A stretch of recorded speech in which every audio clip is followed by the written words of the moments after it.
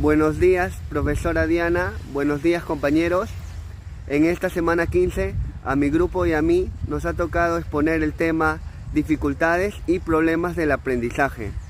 Bueno, mi grupo está conformado por Loarte Ortega Alexandra, Valdión Olivares Helene, Álvarez Rivera Fabricio y quien les habla de la Cruz Guamaní Eduardo.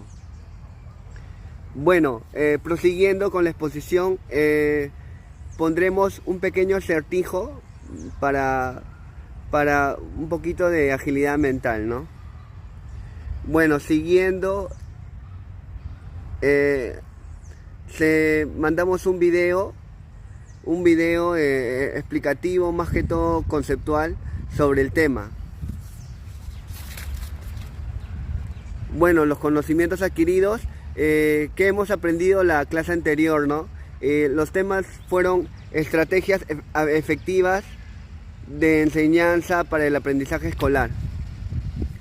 Bueno, el objetivo de esta semana 15 es analizar los diversos factores de riesgo y problemas que afectan el proceso de aprendizaje escolar, ¿no? El contenido temático es el clima de las instituciones educativas, clima del aula, clima emocional del aula, tipos de climas institucionales y de aula y contextos y factores de climas de aula.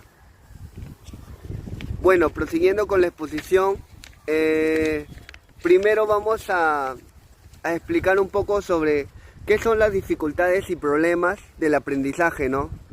Bueno, estos son pequeños inconvenientes que se da a la hora de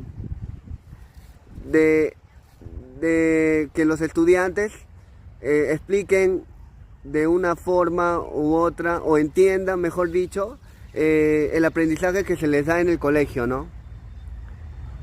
Es importante también saber que los problemas de aprendizaje no son una señal de esfuerzo o motivación por parte del niño o adolescente en el colegio, sino es una condición que requiere una atención especializada y estrategias adecuadas para ayudarlo a superar las dificultades, ¿no?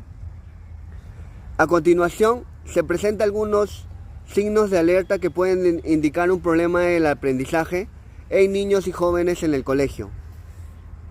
Bueno, los siguientes son retraso en el desarrollo del lenguaje, dificultades para seguir instrucciones, problemas para recordar información, errores de ortografía y gramática, dislexia, dificultades para leer y comprender textos y problemas para resolver problemas matemáticos.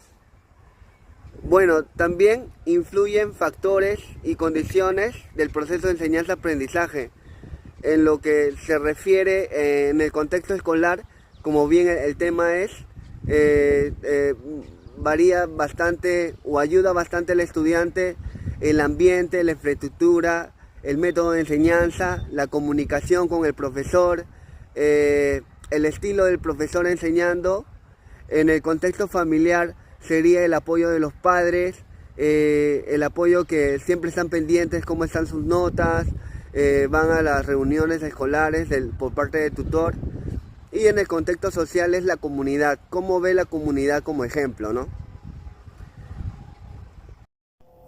Bueno, hablando de lo que es el clima de las instituciones educativas, nos referimos al ambiente que es generado dentro de una institución educativa a partir de las vivencias cotidianas de todos los miembros de la escuela.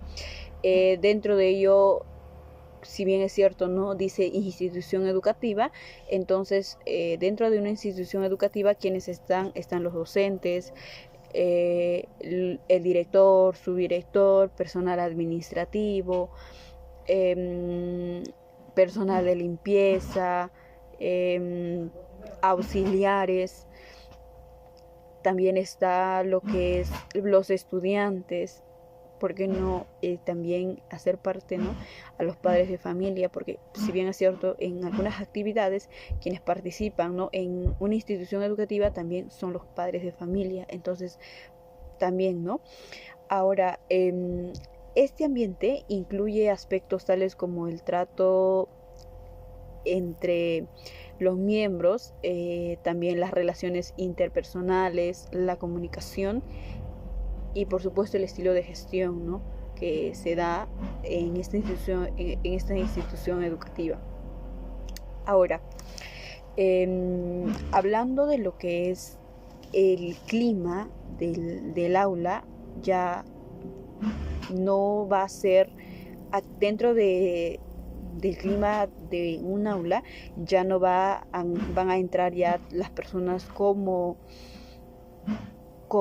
el director, el subdirector, los padres de familia y quizás estudiantes que no sean de ese grado. Si hablamos de, por ejemplo, quinto B de secundaria, solamente se trataría de ese salón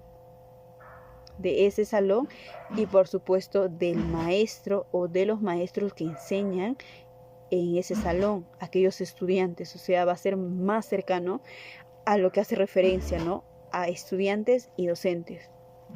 Ahora, ¿cómo se le puede definir al clima de aula, ¿no?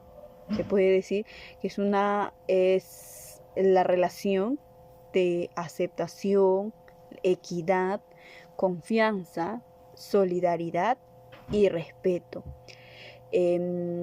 Es aquí donde el docente manifiesta altas expectativas sobre la posibilidad de aprendizaje y desarrollo de todos los alumnos.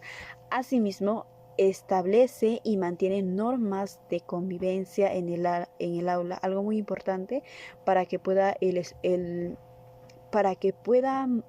mantener un ambiente agradable, para que en ese salón se pueda encontrar el respeto, pueda ser un ambiente armonioso en la cual el estudiante tenga las oportunidades de poder reforzar sus conocimientos, pueda adquirir más conocimiento, que al establecer aquellas, más que en normas de convivencia, ¿no?, considero desde mi perspectiva, acuerdos de convivencia. Ahora, ¿por qué?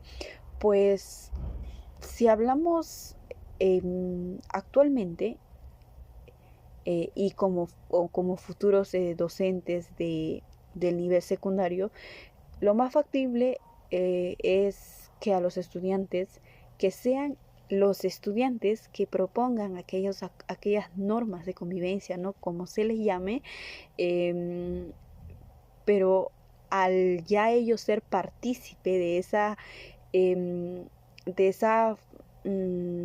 ese planteamiento, ¿no?, de esa formulación de aquellas normas, ya son acuerdos, porque desde el mismo criterio de cada uno de los estudiantes se está tomando qué es lo que se va a sancionar o qué es lo que se va a evitar hacer.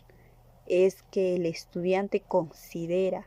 Entonces no es el docente que plantea aquellas normas, sino el estudiante. Y entonces también como que ayuda a que el estudiante pueda ser consciente que también es él mismo quien está planteando aquellas normas, y si en algún momento está pues incumpliendo aquellos acuerdos, pues también está en falta con su propio acuerdo, con su propia opinión que ha dicho al inicio, ¿no? Si supongamos la norma dice, ¿no?, levantar la mano antes de opinar, o respetar la opinión de mis compañeros. ¿Y qué ocurre? Que de pronto el docente, ¿no?, pregunta y un estudiante responde, y pues un estudiante responde, al responder mal, que ocasiona muchas veces hay esos, a que esos estudiantes se, em, se, em, pues muestran una burla hacia esa respuesta, pues sienten que no es algo coherente. Entonces lo que está haciendo es que está incumpliendo una norma. Quizás no se dé cuenta, pero ya lo está incumpliendo. Y entonces también pues eso ayuda a que reflexione desde su perspectiva, y también para que pueda tomar conciencia de sus actos, que al inicio tuvo una actitud, ¿no? Es decir, no hagamos esto, pero al final lo está incumpliendo. Y entonces también es como que le ayuda ya a que el estudiante pueda ser diferente, pero no por lo que el docente plantee, sino que por sus propios.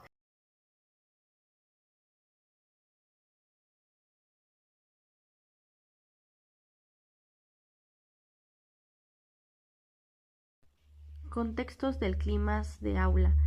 Hay 4 contextos del clima de aula. El primer contexto es el contexto interpersonal.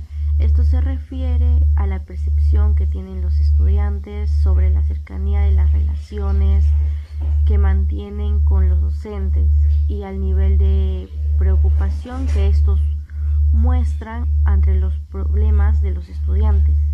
El segundo contexto es regulativo. Este contexto abarca la percepción de los estudiantes sobre las reglas y las relaciones de autoridad existentes en las instituciones educativas. El tercer contexto es instruccional. Este contexto se refiere a las percepciones de los estudiantes sobre el interés o desinterés que muestran los docentes por el aprendizaje de sus alumnos. El último contexto es imaginativo y creativo. Esto quiere decir que se relaciona con los aspectos ambientales que estimulan las recreaciones y experimentaciones por parte de cada uno de los estudiantes. Ya ahora los factores del clima de aula. Hay 4 factores también. El primer factor es la interacción de actores, que quiere decir estudiantes y docentes. Se refiere al tipo y calidad de vínculo entre el profesor y estudiante y entre estudiantes mismos. Ahora, área del conocimiento que debe ser aprendido o trabajado. Esto se refiere a la asignatura y a la valoración del aprendizaje. El tercer factor es la metodología de enseñanza-aprendizaje. Esto se refiere a aspectos técnicos de enfoque y métodos didácticos. Y por último, el tercer factor es contexto físico, que se relaciona a disposición de mobiliario, o sea, formas de vestir, la decoración del aula, la luminosidad, entre otros. Ahora, beneficios de un clima emocional en el aula. El primer beneficio sería el aumento de la motivación y la superación. Esto quiere decir que un buen clima de aula contribuye a que los estudiantes se sientan más motivados e impulsados a esforzarse por superarse y alcanzar sus mejores resultados.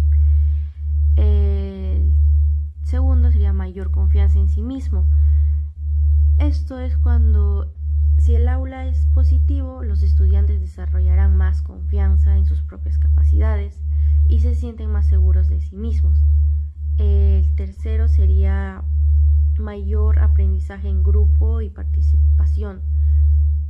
Fomenta una mayor interacción entre los estudiantes, la colaboración y la participación activa de cada uno de ellos en las actividades grupales, lo cual favorece al aprendizaje. Por 4 sería desarrollo de valores por una convivencia en el aula. Un buen clima de aula permite que se promueven y practiquen valores como el respeto, la tolerancia, la empatía, la cooperación entre los mismos miembros de los grupos. El quinto sería desarrollo de la responsabilidad social de los alumnos. Si un clima positivo contribuye a que los estudiantes desarrollen un mayor sentido de responsabilidad social, compromiso con el bienestar del grupo, todo será mejor. Y por último tenemos la disminución de la violencia y de las agresiones. Cuando existe un buen clima de aula, se reduce la probabilidad de que surjan conflictos entre los estudiantes, en la violencia o comportamientos agresivos entre ellos mismos. Siguiendo con lo ya expuesto, esto obviamente se nota, se advierte dentro del aula de clases. Entonces, la conclusión es la siguiente: el profesor, incluso para encontrar dentro de ese problema, de ese reto, de esa problemática cognitiva, contextual en su aula, necesariamente tiene que optar por ciertas estrategias para que el alumno en cuestión pueda desarrollarse y pueda aprender de la mejor manera.